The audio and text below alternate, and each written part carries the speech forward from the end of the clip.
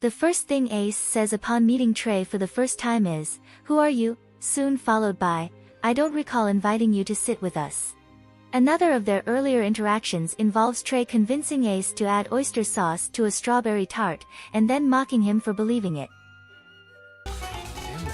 確かにカレーにチョコ入れたりするし、ありなのかも。嘘だよ。お菓子にオイスターソースなんか入れるわけないだろ。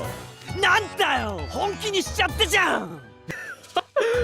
ちょっと考えればありえないってわかるだろう。何でも鵜呑みにせず疑ってかかれってことだな。教訓教訓。こいつ優しそうに見えてさらっと嘘をつくやつなんだぞ。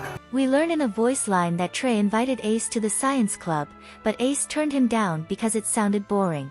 Ace goes hard after Trey in Book 1 for enabling Riddle's tyranny, telling Trey, "It's your fault Riddle's like this. You're letting him make a pariah out of himself, and you guys are supposed to be childhood friends. Then act like it." Even post-Overblot, Ace continues to call Trey out for coddling Riddle. 形は少し不格好だけど、イチゴの艶を出すナパージュを塗るひと手間もかけてるし、初めてにしては上出来じゃないか。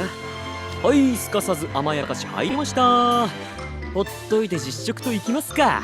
Ace laughs at Trey's attempt at singing during the Phantom Bride event, and when Trey compliments Ace afterwards, Ace responds, "That's right, you should be grateful. Especially since I had to make up for your Terry bad singing." Trey responds, "Please forget that ever happened." When lecturing Eliza's grandparents for encouraging her poor behavior, Ace indirectly references Trey again for his treatment of Riddle, saying, "This isn't my first rodeo with this stuff. Looks to me like you're a bunch of enablers who'd rather take the easy way out than have a tough conversation." Trey responds, "Feels like being called out all over again." Ace causes trouble for Trey in a vignette where he asks Trey to bake a cherry pie for an upcoming Unbirthday party, instead of his usual cakes, inspiring other Heartslobule students to start submitting their requests. Ace insists, "But you're a pro, Trey. You could improvise. I know I'd love to have a different type of cake every time." Trey decides to let the first-year students make their own cake, instead. Deuce calls Ace out for complaining about Trey's cakes, but Ace assures him, Trey's a chill guy. It'd take more than that to get him mad. If he got mad over that, he'd never be able to manage our short-fused house warden. The first year's cake is a disaster.